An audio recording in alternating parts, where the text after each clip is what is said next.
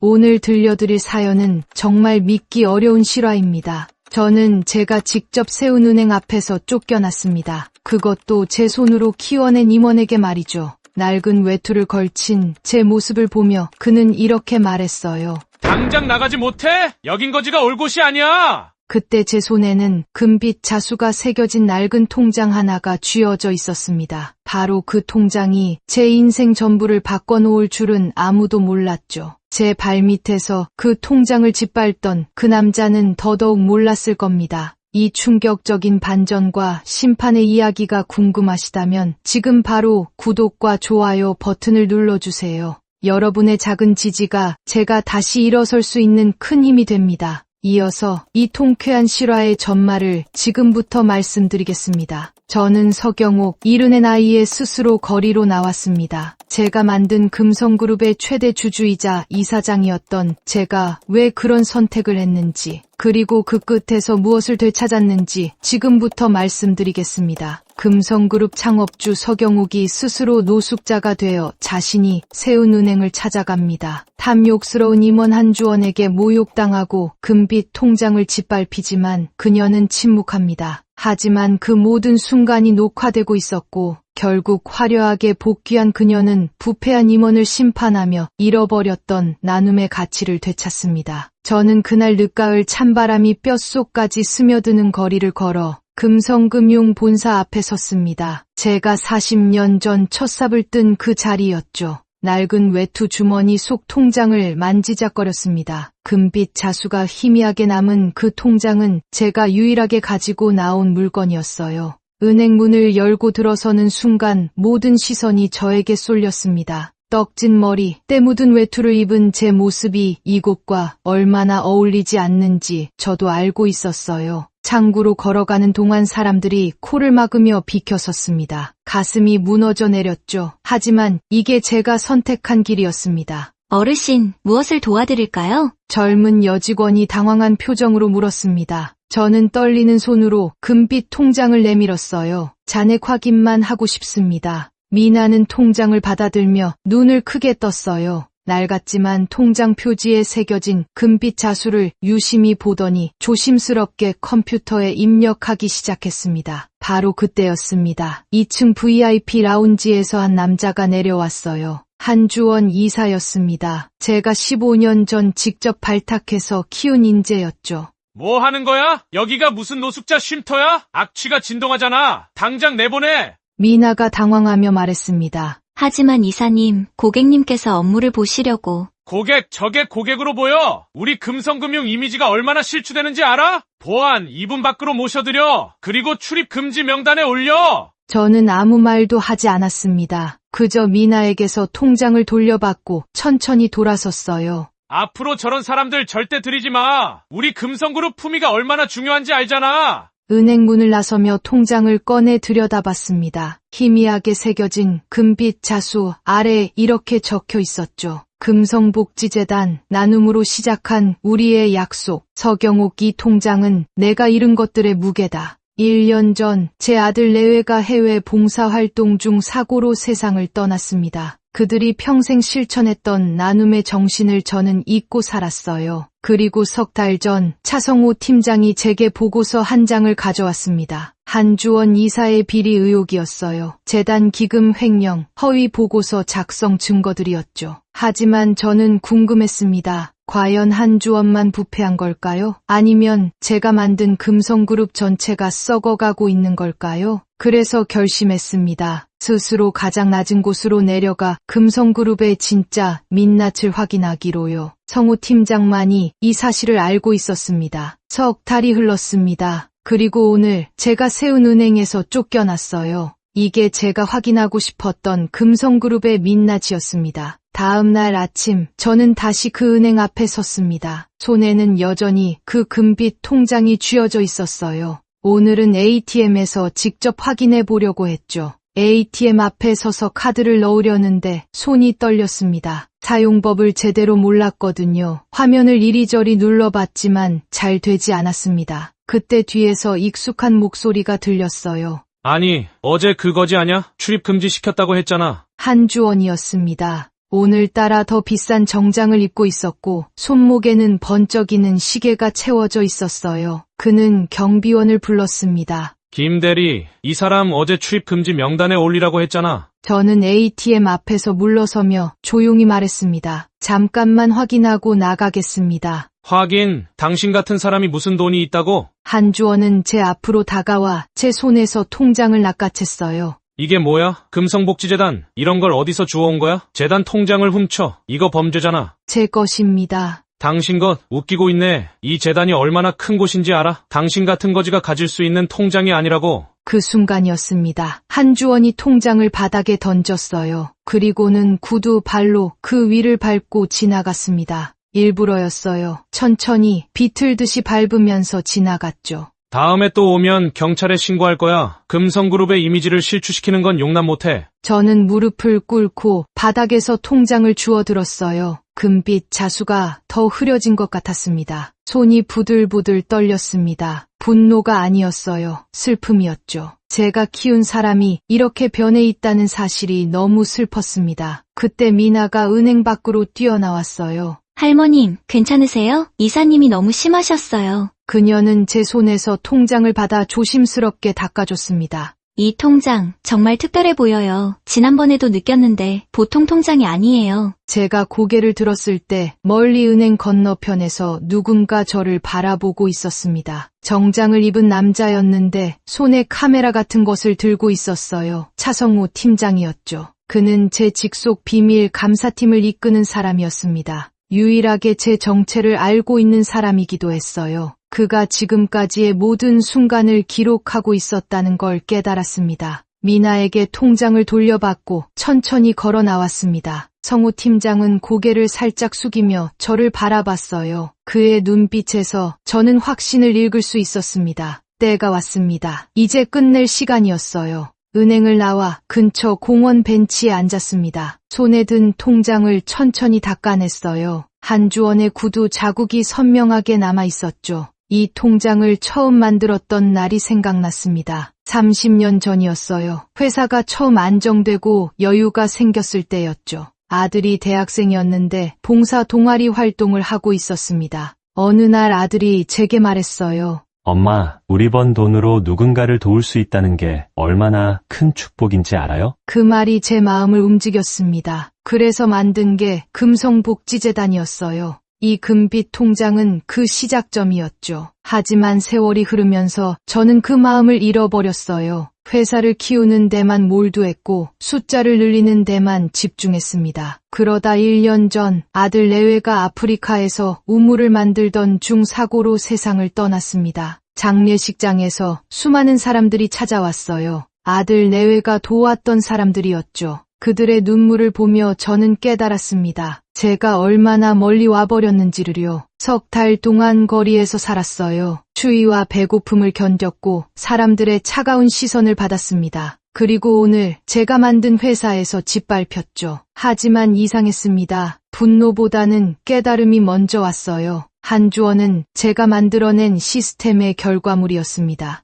나눔보다 숫자를, 사람보다 이익을 중시하는 문화를 만든 건 바로 저였으니까요. 그때였습니다. 한 아이가 제 앞으로 다가왔어요. 10살쯤 돼 보이는 남자아이였는데 손에 작은 모금함을 들고 있었습니다. 할머니, 기부 좀 해주실 수 있으세요? 아픈 친구들을 돕는 거예요. 아이의 얼굴이 제 아들을 닮았습니다. 할머니는 지금 돈이 없단다. 괜찮아요. 그럼 이 모금함에 할머니의 마음을 담아주세요. 나눔은 돈이 아니라 마음이래요. 이 통장 정말 예쁘다. 금빛이 반짝반짝해요. 그 순간 뭔가가 제 가슴을 뚫고 들어왔습니다. 나눔은 돈이 아니라 마음이라는 아이의 말이 아들의 목소리로 들렸어요. 저는 더 이상 속죄할 필요가 없었습니다. 중요한 건 앞으로 무엇을 할 것인가였죠. 아들이 원했던 건 제가 고통받는 게 아니라 다시 일어서서 그들의 뜻을 이어가는 것이었을 겁니다. 그때 성우 팀장이 다가왔습니다. 사모님, 이제 돌아가실 때입니다. 재단을 지켜야 합니다.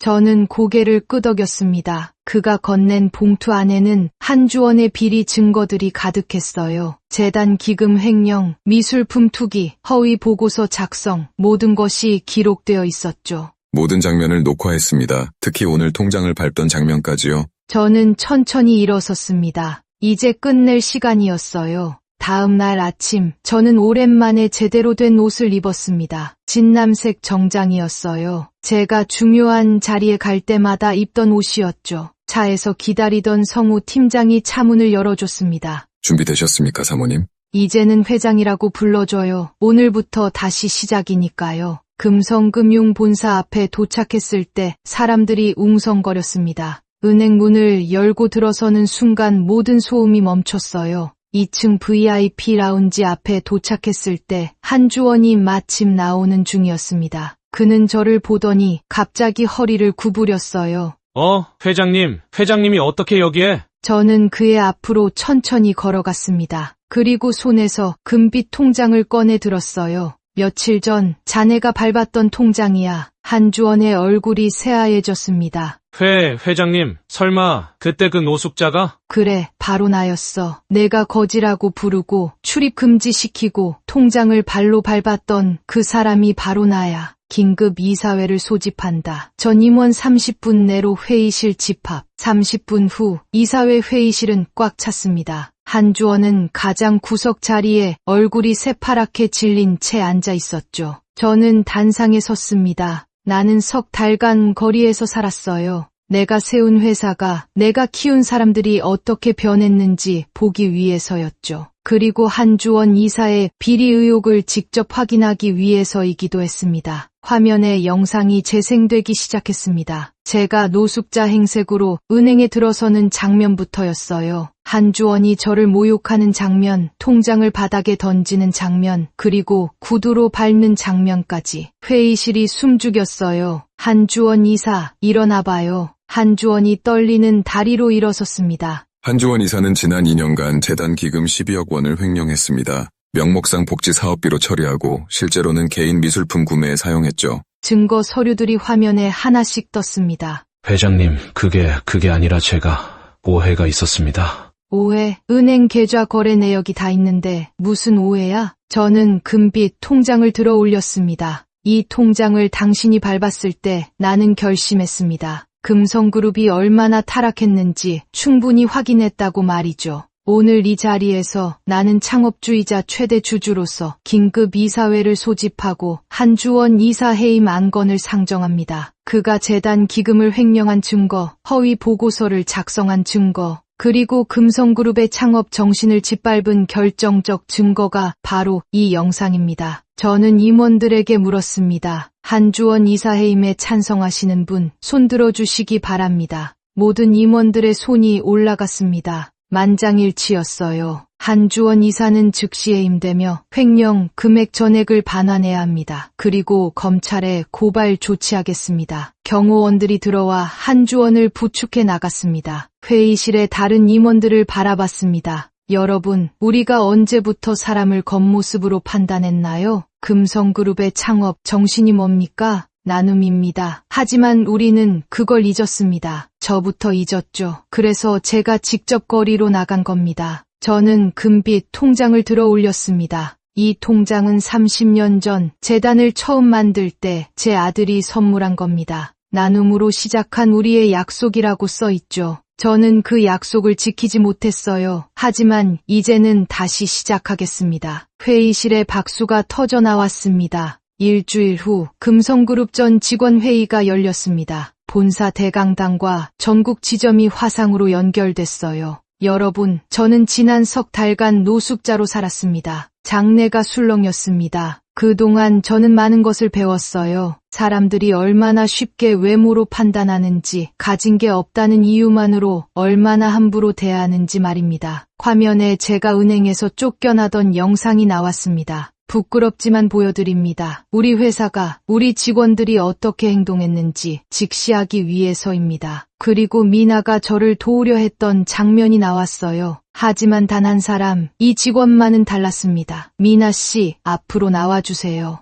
미나가 놀라서 천천히 단상으로 올라왔습니다. 이 직원은 상사의 명령에도 불구하고 저를 고객으로 대했어요. 이게 바로 금성그룹이 가져야 할 모습입니다. 미나 씨를 VIP 고객 관리 팀장으로 특별 승진시킵니다. 미나의 눈에 눈물이 고였어요. 감사합니다. 회장님, 최선을 다하겠습니다. 오늘부터 금성그룹은 변합니다. 재단 기금을 2배로 늘리겠습니다. 그리고 경옥 장학금을 신설해서 어려운 환경의 학생들을 돕겠어요. 저는 금빛 통장을 들어 올렸습니다. 이 통장처럼 낡고 닳아도 그 안에 담긴 가치는 절대 변하지 않습니다. 나눔의 정신, 그게 바로 우리의 정체성이에요. 회의가 끝나고 사무실로 돌아왔습니다. 창밖으로 보이는 도시가 예전과 다르게 느껴졌어요. 그날 저녁 집에 돌아와 아들 내외의 사진 앞에 섰습니다. 이제야 너희가 원했던 걸 알 것 같아. 슬퍼하지 말고 너희의 뜻을 이어가라는 거였지. 며칠 후 다시 그 은행 지점을 찾았습니다. 이번에는 그냥 한 명의 고객으로요. 창구에 앉아 서류를 작성하는데 옆에 한 할머니가 앉았습니다.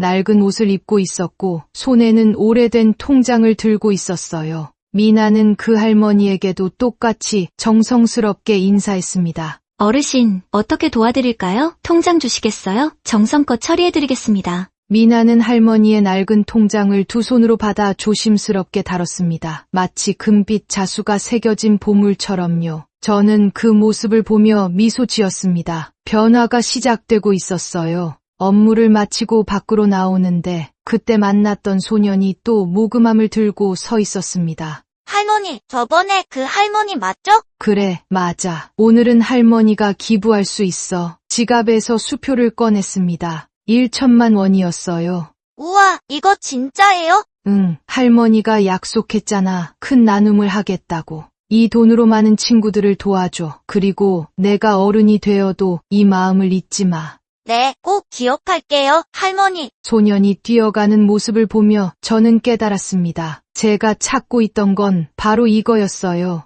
잃어버렸던 나눔의 마음, 초심, 그리고 진정한 행복이었죠. 차에 올라타며 성우 팀장에게 말했습니다. 팀장님, 내일부터 매주 월요일마다 복지시설 방문 일정 잡아줘요. 제가 직접 다니면서 필요한 게 뭔지 듣고 싶어요. 알겠습니다, 회장님. 창밖을 바라보며 혼잣말처럼 중얼거렸습니다. 이제야 잃었던 나를 되찾았어. 그리고 잃었던 나눔의 가치도 되찾았지. 석 달간의 노숙 생활, 모욕과 고통의 시간들이 이제는 소중한 깨달음으로 남았습니다. 금빛 통장에 새겨진 약속처럼 저는 다시 시작할 수 있었어요. 돈이 많다고 행복한 게 아니었습니다. 권력이 있다고 존중받는 게 아니었어요. 진정한 가치는 나눔에 있었고 진정한 행복은 누군가를 도울 때 찾아왔습니다. 제 아들 내외가 그렇게 살았고 이제는 제가 그 길을 따라갈 차례였죠. 금성그룹은 다시 태어났습니다. 이익만을 추구하는 회사가 아니라 사회와 함께 성장하는 기업으로요. 그리고 그 중심에는 낡은 금빛 통장에 담긴 약속이 있었습니다. 나눔으로 시작한 우리의 약속, 그 약속을 지키는 것. 그게 제가 이 세상에 남길 수 있는 가장 큰 유산이었습니다. 저희는 다음에도 마음을 울리는 더 깊고 강렬한 이야기로 여러분을 찾아뵙겠습니다.